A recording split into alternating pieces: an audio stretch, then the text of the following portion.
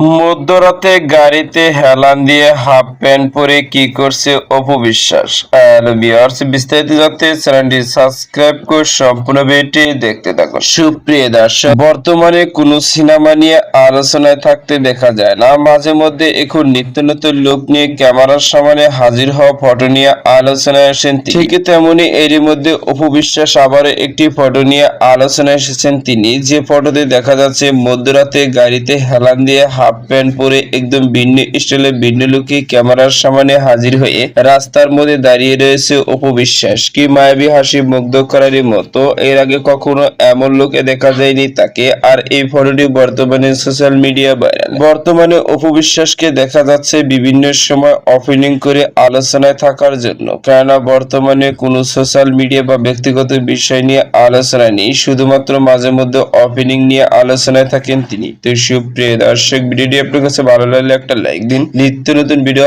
Update পেতে চ্যানেলটি subscribe করুন। অসংখ্য ধন্যবাদ। পুরো ভিডিও করা